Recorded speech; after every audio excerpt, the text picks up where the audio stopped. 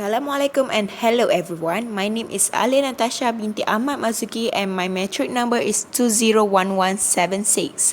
And today I would like to present to you a video about digestive system of fish for my assignment in fish physiology and biochemistry subject. Let's dive into it. Okay, this is an example of a digestive system of a fish. You know the terrible drawing of a fish. Okay, the digestive system start with the mouth. Okay, mouth shape and type of teeth varies between the species. For example, sharks and piranhas are carnivorous fish, so they have cutting teeth to swallow or capture their prey, and parrotfish have big like mouth with short incisor teeth because they tend to eat the corals under the sea. So for now, the researchers say that there's no enzyme activity in the mouth. Next is the esophagus. Esophagus is a muscular wall leading to the stomach. So same as the mouth, the researchers also said there's no enzyme activity found in the esophagus. Okay, the third one is the stomach. The stomachs are varies depend on the diet of the fish, whether they carnivorous, herbivores, omnivores, or macrophagous plantivores. So whether the food are largely digested and leave the stomach in liquid form. There's so many types of stomach, depends on the diet. For example, there are simple straight stomach, or curved tube stomach, or pouch with muscular wall and glandular lining. There's an enzyme activity in the stomach, which is pepsin to break down the protein, and chitinase to break down the carbohydrates, and cellulase for the herbivores type of fish to break down the cellulose. Okay, the fourth one is the pyloric ceca. The pyloric ceca is the tube in the junction after the stomach. Okay, there's the function of the pyloric ceca is for digestive or absorptive function, or either both. Okay, so there's controversial for the enzyme part. There's still ongoing research on this enzyme, but I found that there's enzyme which is protease to break down protein, trypsin to break down the protein, and polypeptidase to catalyze the hydrolysis of a polypeptide. Okay, next is the intestine. As for the digestion, it's always occur in the midgut, which is the middle part of the alimentary canal. Okay, so it's quite variable in the length, depend on the diet also, whether it's carnivorous, herbivores, or omnivores. So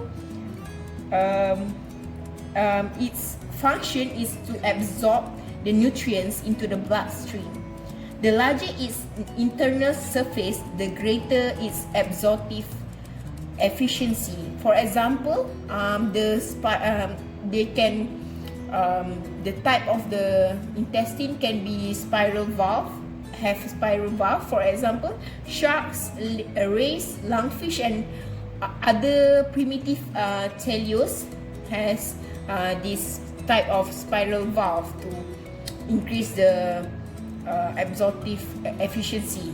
For the modern type of fish, they have numerous folds and villi to increase the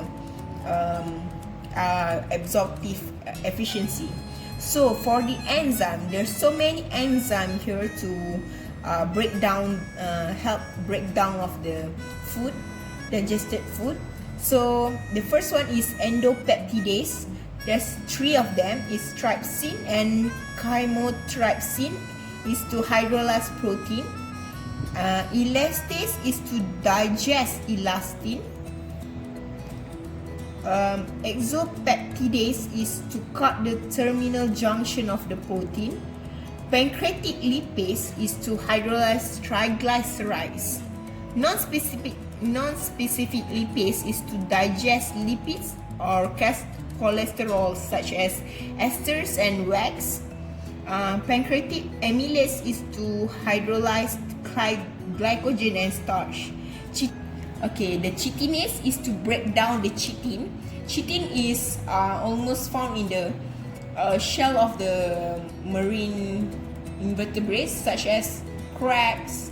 So for those fish that eats crabs can easily break down the shell of the crabs by using this chitinase. Okay, the last one is anus. Anus is where the undigested substance, where the unwanted substance goes there to pass out. Okay, so this is the diagram to differentiate between the type of fish, such as the carnivore, omnivore. This is also omnivore and macrophagous plantivore. So the types, for the example of the carnivore is such as rainbow trout. Omnivores, where they tend to search for animal salts, is channel catfish. Omnivore that look for plant sources is common carp. Macrophagous plantivores is such as milkfish. Okay, let's look at the mouth area first. You can't see anything here, but mostly carnivores has large mouth and sharp pointed teeth. And for the omnivore that look for the plant sources has teeth flat to grin on the food before swallowing.